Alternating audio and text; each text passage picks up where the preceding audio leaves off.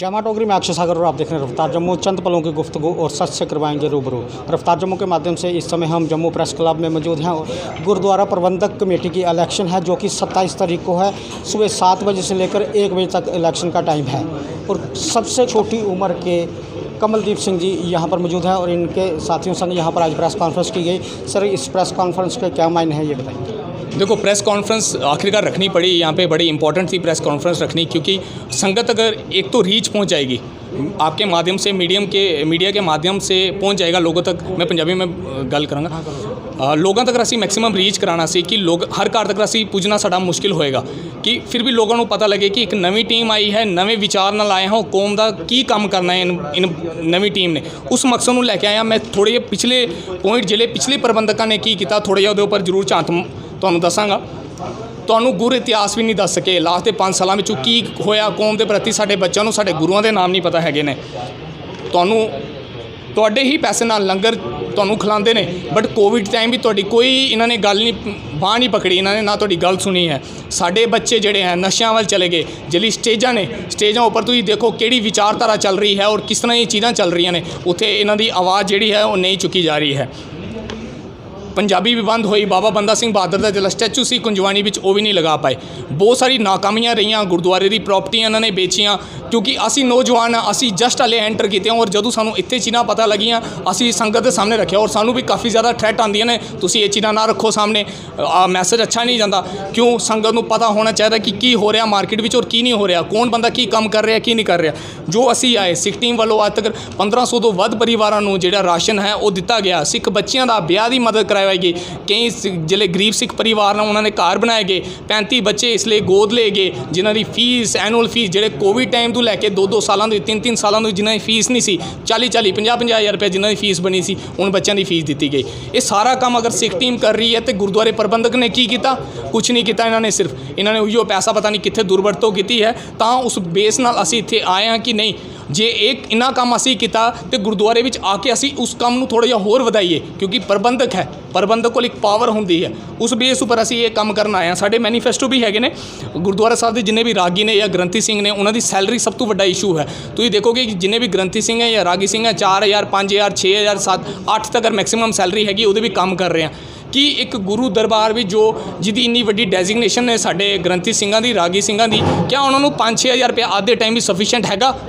बिल्कुल नहीं हैगा। असी लोग अपना कमाते हैं, बट 8000 रुपये तो दिहाड़ी जिहड़ा लेबर है वो भी नहीं कमा रहा, वो भी 15-16 हज़ार रुपया कमाता है। तो जिहड़े गुरुद्वारे विच वो अपनी ड्यूटी निभाते हैं उन्होंने वास्ते सैलरी घट क्यों?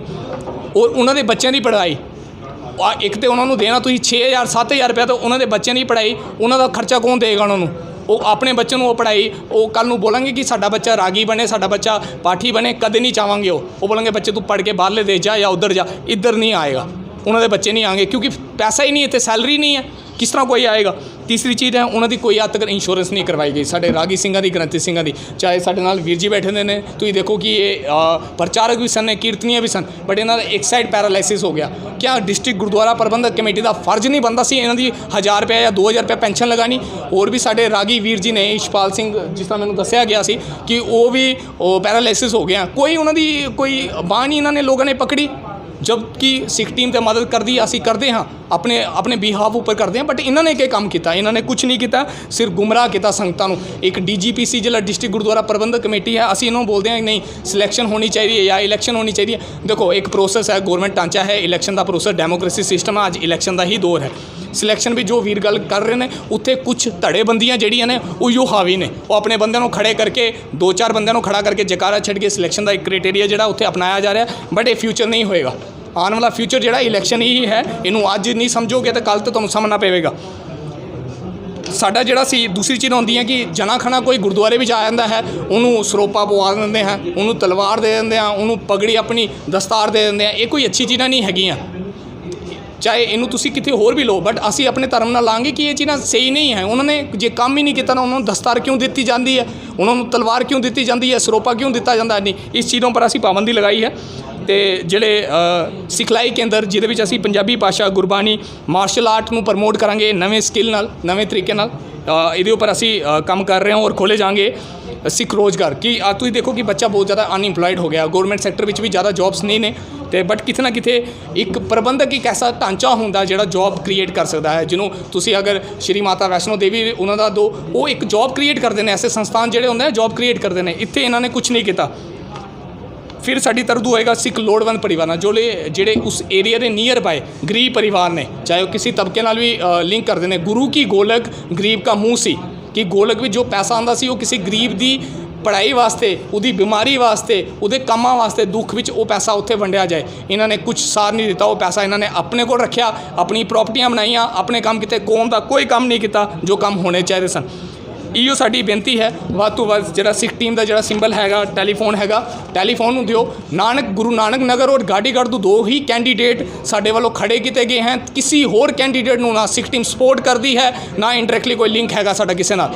ਅਸੀਂ ਗੁਰੂ ਗ੍ਰੰਥ ਸਾਹਿਬ ਜੀ ਨੂੰ ਮੰਨਦੇ ਹਾਂ, ਉਹਦੇ ਬੇਸ ਉੱਪਰ ਚੱਲਦੇ ਹਾਂ ਤੇ ਸਾਡਾ ਇਹੋ ਪ੍ਰੋਸੈਸ ਹੈ। ਔਰ ਚਾਹਾਂਗੇ ਜਿੰਨੀ ਵੀ ਸੰਗਤ ਹੈ ਵੱਧ ਚੜ੍ਹ ਕੇ ਸਾਥ ਦੇ, ਸਾਡੇ ਨੌਜਵਾਨਾਂ ਦਾ ਸਾਥ ਜ਼ਰੂਰ ਦਿਓ। ਜੇ ਅਸੀਂ ਤੁਹਾਡੇ ਵਾਸਤੇ ਆਏ ਹਾਂ ਨਾ, ਅਸੀਂ ਤੁਹਾਡੇ ਵਾਸਤੇ ਕੰਮ ਕਰ ਰਹੇ ਹਾਂ, ਕੌਮ ਵਾਸਤੇ ਅਸੀਂ ਆਏ ਹਾਂ। ਆਪਣੀ ਪੂਰੀ ਲਾਈਫ ਛੱਡ ਕੇ, ਆਪਣੀ ਜੌਬ ਛੱਡ ਕੇ, ਸਭ ਕੁਝ ਛੱਡ ਕੇ ਅਸੀਂ ਤੁਹਾਡੇ ਵਾਸਤੇ ਆਏ, ਇਸ ਕਰਕੇ ਕਿ ਕੁਛ ਨਾ ਕੁਛ ਅਸੀਂ ਚੰਗਾ ਕੰਮ ਕਰ ਸਕੀਏ। ਟੈਲੀਫੋਨ ਸਿੰਬਲ ਹੈਗਾ, ਜ਼ਰੂਰ ਜਿਹੜੀ ਵੋਟ ਹੈ ਸੰਗਤ ਨੂੰ ਇਹ ਹੈ ਕਿ ਰੀਚ ਕਰੋ, ਸਿੱਖ ਟੀਮ ਦੇ ਕੈਂਡੀਡੇਟ ਨੂੰ ਜਿਤਾਓ ਤਾਂ ਕਿ ਅਸੀਂ ਅੰਦਰ ਆਈਏ ਔਰ ਲਾਈਕ ਅ ਵਾਚ ਡੌਗ ਅਸੀਂ ਕੰਮ ਕਰ ਪਾਈਏ ਕਿ ਕੰਮ ਗਲਤ ਹੋ ਰਹੇ ਹਨ ਕਿ ਸਹੀ ਹੋ ਰਹੇ ਹਨ, ਔਰ ਤੁਹਾਡੇ ਸਾਹਮਣੇ ਬੇਧੜਕ ਹੋ ਕੇ ਅਸੀਂ ਰੱਖ ਪਾਈਏ। ਨਾ ਸਾਨੂੰ ਕਿਸੇ ਦਾ ਖੌਫ ਹੈ, ਨਾ ਕਿਸੇ ਦਾ ਡਰ ਹੈ।